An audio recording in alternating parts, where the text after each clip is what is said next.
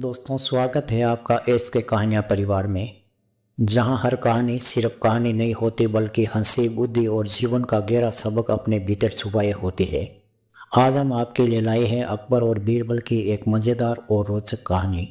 तो चलिए सुनते हैं ये अनोखी कहानी। दोस्तों, कहानी शुरू करें इससे पहले आपसे एक छोटी सी गुजारिश है, वीडियो को पूरा वॉच करें। वीडियो पसंद आए तो एक प्यारा सा कमेंट करें। चैनल पर नए हैं तो चैनल को सब्सक्राइब कर ले और बेल आइकन को प्रेस कर दें ताकि हमारा आने वाला वीडियो आपको समय पर मिल सके। एक राजा जो अपना ताज पहनकर सोचता है कि सूरज उसके लिए ही उगता है, और प्रजा जो मानती है कि चांद रात में इसलिए चमकता है क्योंकि राजा ने उसे चांदी का रंग दिया है। क्या होगा अगर ऐसा राज्य हो जहां मूर्खता को ही बुद्धिमत्ता का तमगा दिया जाए, और अगर वहां एक सच्चा बुद्धिमान व्यक्ति पहुंच जाए तो क्या वो मूर्खों के जाल में फंस जाएगा या फिर पूरे राज्य को हिला देगा। सुनिए हिंदुस्तान के एक कोने में बसे मूडपुर की ये विचित्र कहानी, जहां हंसी के ठाकों के पीछे छिपा है एक गहरा सबक कि मूर्खता कभी कभी सबसे बड़ा जहर होती है और बुद्धि उसका इकलौता इलाज। एक बार की बात है, हिंदुस्तान के विशाल साम्राज्य में जहां नदियां गाती है और जंगल राजाओं की कहानियां फुसफुसाते हैं, एक छोटा सा राज्य था जिसका नाम था मूडपुर। ये राज्य इतना अनोखा था कि यहाँ की हवाओं में मूर्खता का गोल गुला रहता था। राजा का नाम था विक्रमादित्य। हाँ, वही नाम जो बुद्धिमान राजाओं को दिया जाता है। लेकिन ये विक्रमादित्य ऐसा था कि अगर कोई चिड़िया उसके महल से ऊपर से उड़ती तो वो सोचता कि चिड़िया उसका सलाहकार है और उस चिड़िया से पूछता क्या बारिश होगी। प्रजा भी कमाल की थी।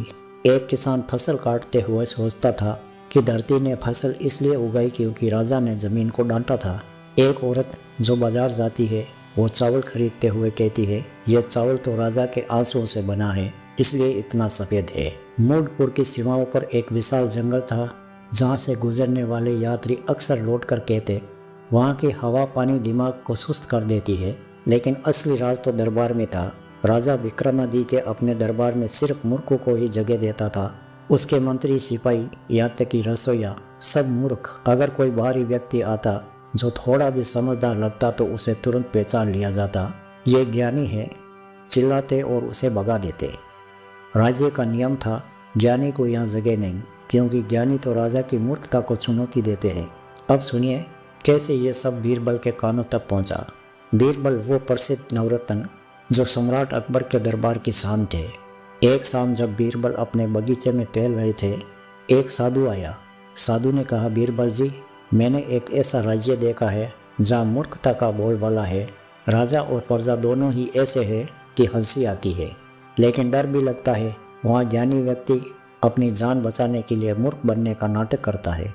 बीरबल की आंखें चमक उठी। वो हमेशा नई चुनौतियों की तलाश में रहते थे। साधु जी, ये तो बहुत मज़ेदार लगता है। मैं जाकर देखूंगा कि क्या ये सच है, लेकिन जाकर मूर्ख बनना पड़ेगा तो बन जाऊंगा। आखिर मूर्खता का नाटक करना भी एक कला है। साधु हंस पड़े। बीरबल, आपकी बुद्धि तो मूर्खों को भी बुद्धिमान बना देगी, लेकिन सावधान रहिए, वहाँ का जहर धीरे धीरे असर करता है। अगले ही दिन बीरबल ने एक साधारण व्यापारी का वेश धारण किया। पुराने कपड़े, एक बोरी में कुछ मसाले और चेहरे पर एक नकली दाढ़ी। वो मूडपुर की ओर चल पड़े। रास्ते में जंगल पार करते हुए बीरबल ने सोचा, अगर वहाँ सच में मूर्खों का राज है तो मैं अपनी बुद्धि को छिपा कर देखूंगा कि कितना गहरा है ये दरअसल। सूरज ढलते ढलते राजधानी के द्वार पर पहुंचे। द्वार पर पहरेदार खड़े थे जो एक दूसरे से पूछ रहे थे, भाई सूरज कहाँ गया? क्या राजा ने उसे छुट्टी दे दी? बीरबल हंसते हुए मन ही मन कहा, शुरुआत अच्छी है, लेकिन बाहर से वो गंभीर बने रहे। राजधानी के बाजार में घुसते ही एक दृश्य ने उन्हें चौंका दिया। एक मोटा तगड़ा व्यापारी अपनी दुकान से एक ग्राहक को धक्के मारकर भगा रहा था। ग्राहक एक दुबला पतला बूढ़ा आदमी चिल्ला रहा था, अरे भाई, क्या हुआ? मैंने तो सिर्फ चावल मांगा था। व्यापारी ने गुस्से से कहा, तुम्हें चावल की क्या जरूरत? तुम एक ज्ञानी व्यक्ति हो। इस राज्य में ज्ञानियों के लिए कोई जगह नहीं है। जाओ यहाँ से, वरना राजा को बुला लूंगा। ग्राहक ने आश्चर्य से देखा, लेकिन मैं ज्ञानी नहीं हूँ, मैं तो बस एक साधारण किसान हूँ। व्यापारी ने ठाका लगाते हुए कहा, हाँ हाँ हाँ, यही तो साबित करता है कि तुम ज्ञानी हो, क्योंकि एक सच्चा मूर्ख तो कहता है हाँ मैं ज्ञानी हूँ। लेकिन तुमने सही जवाब दिया, मैं ज्ञानी नहीं हूँ, जो कि एक ज्ञानी ही दे सकता है। जाओ जाओ। बीरबल ये दृश्य देखकर शब्द रह गए। वो पास की एक दीवार के पीछे छिप गया और सोचने लगा, ये तो कमाल है, यहाँ सत्य को झूठ और झूठ को सत्य मान लिया जाता है। मुझे तो मूर्ख बनना ही पड़ेगा, वरना जान पर बनाएगी। उसने तुरंत अपना रूप बदल लिया। व्यापारी का वेश उतार कर वो एक मूर्ख भिखारी जैसा बन गया। बाल बिखरे और चेहरे पर एक निराशाजनक मुस्कान, हाथ में एक लाठी, मुंह में बड़बड़ाहट, अरे राम अरे श्याम, आज खाना मिलेगा या नहीं। इस तरह बीरबल राजा विक्रमादित्य के दरबार की ओर बढ़े। दरबार का नज़ारा तो और भी लाजवाब था। राजा सिंहासन पर बैठे, जो सोने का नहीं बल्कि लकड़ी का था, लेकिन वो सोचता था कि वो सोने का है। उसके चारों ओर मंत्री खड़े थे, जो एक दूसरे को देखकर हंस रहे थे। एक मंत्री राजा से कह रहा था, महाराज, आज हवा क्यों तेज बह रही है, क्या कोई भूत आया है। राजा ने गंभीर होकर कहा, नहीं मंत्री जी, ये तो मेरी सांस है जो हवा को उड़ा रही है। मैं तो हवा का राजा हूँ। सब ने तालियां बजाई। बीरबल ने दरबार में प्रवेश किया। वो घुटनों के बल गिर पड़ा और चिल्लाया, महाराज, मैं एक बड़ा मूर्ख हूँ। बचपन से ही मेरा दिमाग सुस्त है।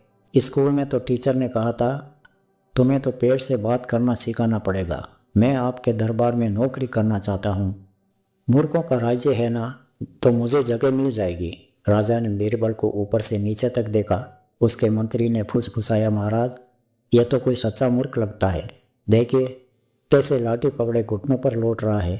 राजा मुस्कुराया, उठो बेटा, तुम यहाँ पर बिल्कुल फिट हो, लेकिन पहले एक परीक्षा लो।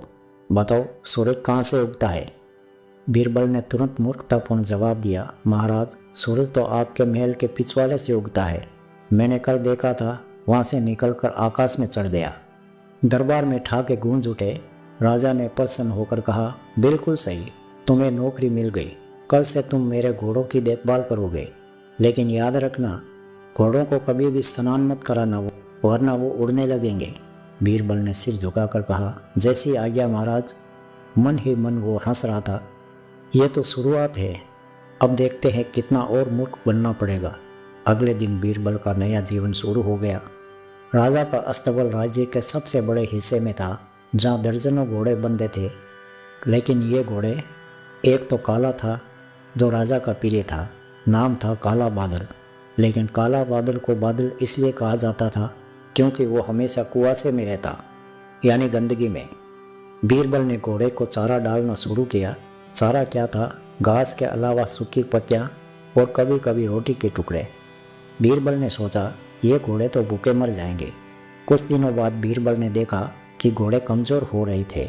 काला बादल तो बुखार में तड़प रहा था। बीरबल दौड़कर राजा के पास गए।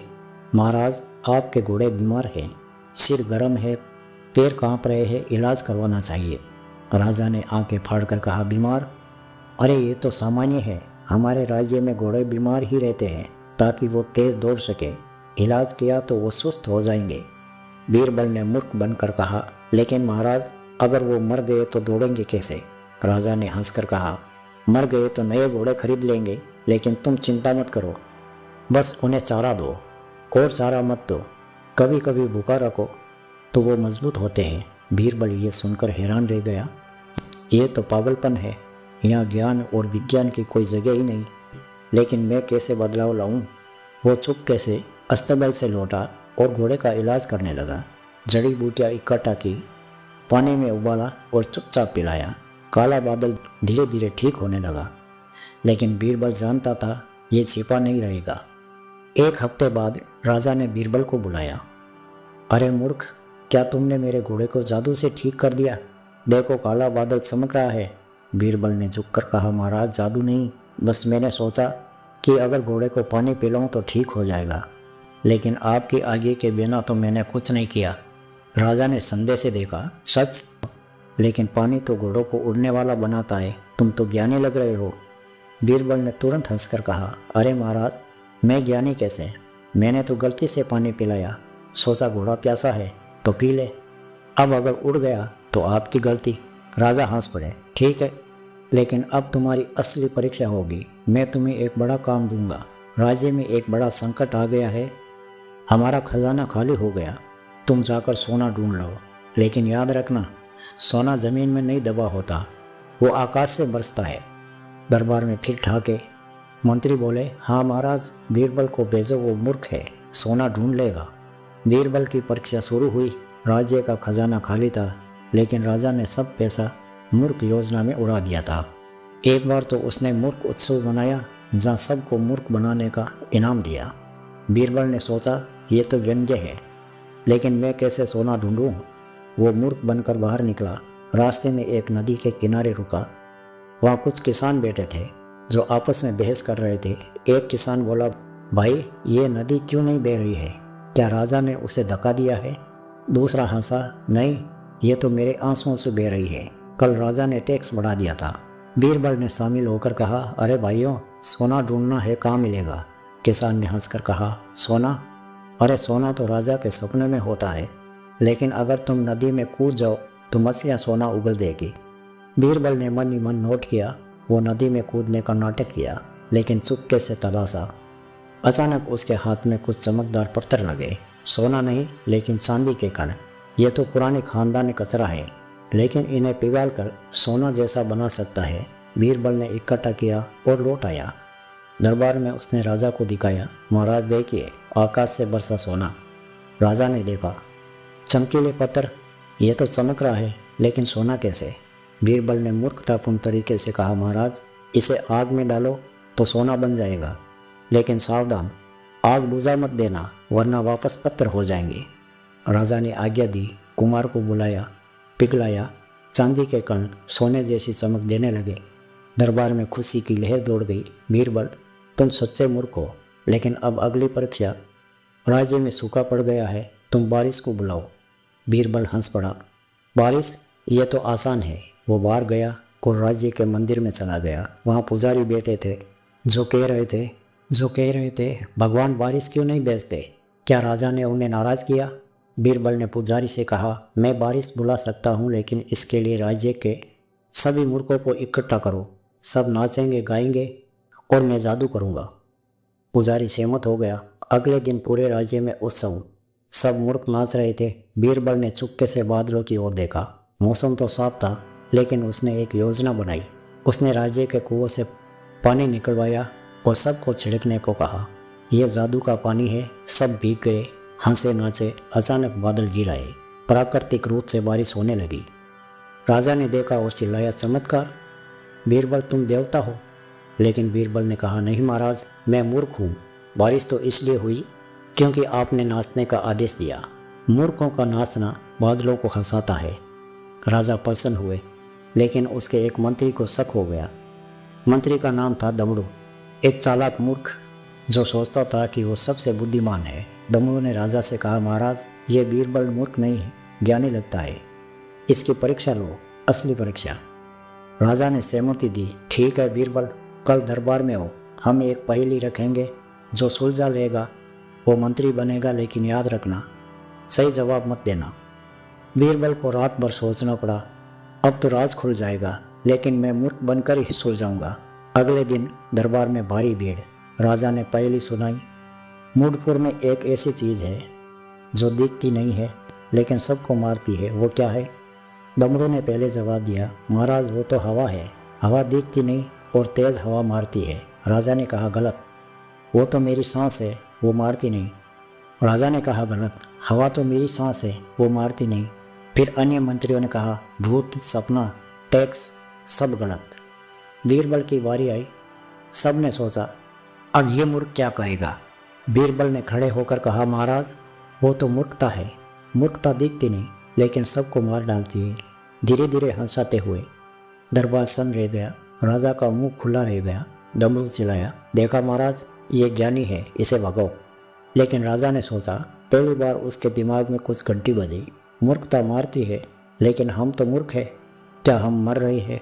बीरबल ने मौका देखा, महाराज, मूर्ख बनना मज़ेदार है, लेकिन अगर सब मूर्ख हो तो राज्य मर जाता है। देखिए, घोड़े बीमार थे क्योंकि इलाज नहीं किया, खजाना खाली क्योंकि सोच सही नहीं, सूखा पड़ा क्योंकि नदियों की देखभाल नहीं। मूर्खता हंसी लाती है, लेकिन बुद्धि जीव बचाती है। दरबार में सन्नाटा। प्रजा जो सुन रही थी वो सोचने लगी। दमड़ू ने विरोध किया, नहीं, हम मूर्ख ही रहेंगे, ज्ञानी तो दुश्मन है। तभी बाहर से घोड़ों की टापों की आवाज़ आई। दरवाज़ा खुला और अंदर दाखिल हुआ सम्राट अकबर। हाँ, अकबर, जिन्हें बीरबल की अनुपस्थिति का पता चला। बीरबल ने चुपके से एक संदेश भेजा था, एक कबूतर के जरिए। अकबर ने सोचा, मेरा बीरबल कहाँ गया? संदेश में लिखा है, मूर्खों के राज्य में चलो देखते हैं। अकबर ने भारी कदमों से अंदर कदम रखा। उसके सिपाही पीछे। राजा विक्रमादित्य डर गया। काका, कौन है आप? अकबर ने गरज कर कहा, मैं हिंदुस्तान का सम्राट अकबर हूँ और ये मेरा मंत्री बीरबल है। तुम्हारे राज्य में घुसपैठ की खबर मिली, लेकिन अब देखता हूँ यहाँ तो मूर्खता का त्योहार चल रहा है। राजा कांपने लगा। मामा महाराज, ये तो मजाक है। बीरबल ने आगे बढ़कर कहा, जहाँपनाह, यहाँ मजाक नहीं, सबक है। इस राज्य को मूर्खता ने खोखला कर दिया है, लेकिन अब समय है बदलाव का। अकबर ने राजा को देखा। विक्रमादित्य, तुम्हारा राज्य मेरा हिस्सा है, लेकिन मैं इसे नष्ट नहीं करूँगा, बल्कि सुधारूंगा। बीरबल, तुम्हें सौंपता हूँ। अब शुरू हुआ बीरबल का असली खेल। पहले उसने प्रजा को इकट्ठा किया, एक बड़ा सभा आयोजित की। सुनो मूर्खपुर वासियों, मूर्ख बनना अच्छा है हंसी के लिए, लेकिन जीवन के लिए बुद्धि चाहिए। देखो, तुम्हारे घोड़े ठीक हो गए क्योंकि इलाज किया, खजाना भर गया क्योंकि सही सोच से काम किया, बारिश हुई क्योंकि प्रकृति को समझा। प्रजा हंसने लगी, लेकिन सोचने भी लगी। एक किसान बोला, बीरबल जी, तो हम क्या करें? बीरबल ने कहा, हर रोज़ 1 घंटा पढ़ो, स्कूल खोलो, और राजा साहब, आप सबसे पहले एक किताब पढ़िए। राजा ने डरते हुए कहा, लेकिन किताबें तो ज्ञान देती है। बीरबल हंसा, हाँ, ज्ञान मूर्खता को मारता है, लेकिन डरिए मत, ये दर्द रहित मौत है। अकबर ने समर्थन दिया, मैं सैनिक भेजूंगा, लेकिन शिक्षा के लिए। तुम्हारा राज्य अब बुद्धिपुर बनेगा। धीरे धीरे बदलाव आया। डमरू जैसे मूर्खों को पहले तो विरोध हुआ, लेकिन जब उन्होंने किताब पढ़ी तो खुद हंस पड़े। अरे, हम तो कितने बेवकूफ़ थे। किसान नई फसलें उगाने लगे, व्यापारी सच्चा व्यापार करने लगे। राजा विक्रमादित्य अपनी पहली किताब पढ़ी, पंचतंत्र, और रो पड़ा। बीरबल, तुमने हमें बचा लिया। मूर्खता हंसी देती है, लेकिन बुद्धि खुशी नहीं। अकबर ने बीरबल को बुलाया, तुम्हारी बुद्धि ने एक राज्य बचा लिया, लेकिन सबक क्या है? बीरबल ने मुस्कुराकर कहा, जहाँपनाह, मूर्खता एक जाल है जो हंसाती है लेकिन फंसाती भी है। बुद्धि चाबी है जो खोलती है, और न्याय वो तो आपका है जो सबको मौका देता है। इस तरह मूर्खपुर बुद्धिमान बन गया। प्रजा अब हंसती थी, लेकिन सोचकर, और राजा, वो अब सूरज को नहीं बल्कि सूर्य को, विज्ञान को। हंसी जीवन का मसाला है, लेकिन बिना बुद्धि के वो जहर बन जाती है। ज्ञान ये सच्चा राजा है जो मूर्ख को भी राजा बना देती है। तो दोस्तों, कैसी लगी ये कहानी? अगर अच्छी लगी हो तो आपका एक छोटा सा लाइक और हमें कहानियाँ लाने में हिम्मत देगी। इस वीडियो को अपने दोस्तों के साथ शेयर करना ना भूलें, और हाँ, हमारे चैनल एस के कहानियों को सब्सक्राइब करने का बेल आइकन को ज़रूर दबाएं।